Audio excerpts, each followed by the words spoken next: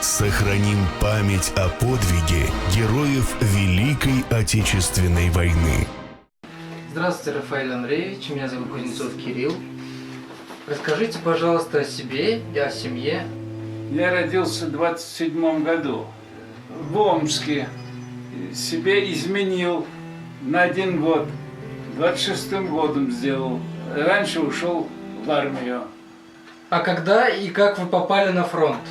Когда война началась, в 41 году, я только закончил 4 класса. Я попал в армию еще не на фронт, а просто в армию. 54-й стрелковый запасной полк.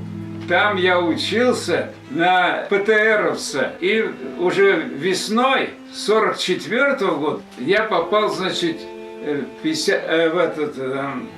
на Первый Украинский фронт. 5-й полк 2-й гвардейской авиационной дивизии.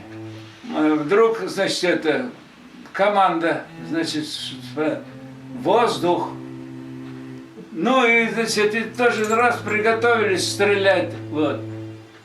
И мы как все шарахнули по этому самолету. И вдруг он раз загорелся, и он еще в воздухе загорелся. И туда упал и взорвался. Ну, не знаю, послали, видимо, это, ну, запрос или просто оформляли, и, значит, все, значит, и мне, значит, орден славы 3-й степени. Это самый маленький орден для солдат. Вот. Это, вот. Орден славы 3-й степени. За отвагу, за боевые заслуги. Вот. Потом, значит, за это, за освобождение Праги, ну, за победу над Германией. А остальные, значит, так пошли вот, у нас же как юбилейные. Вот. Так что здесь уже юбилейные все. Вот. Рафаэль Андреевич, наверняка вы были ранены на войне. Ага. Расскажите, куда вас направили после ранения? Я был ранен, значит, контужен, вернее, значит, так, от взрыва снарядов. Вот. И руку мне вот повредило, все, вот пальцы оторвало. Вот. Меня направили в 92-й отдельный пограничный полк особого назначения. Задача была, значит, полка охранять тылы фронта. Вот. Вечная тема любви.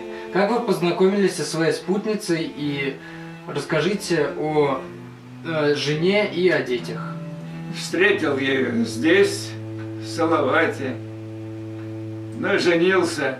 Вот у меня дочь, внук, сын у меня, как говорится, приемный был. Вот. Ну и так жили.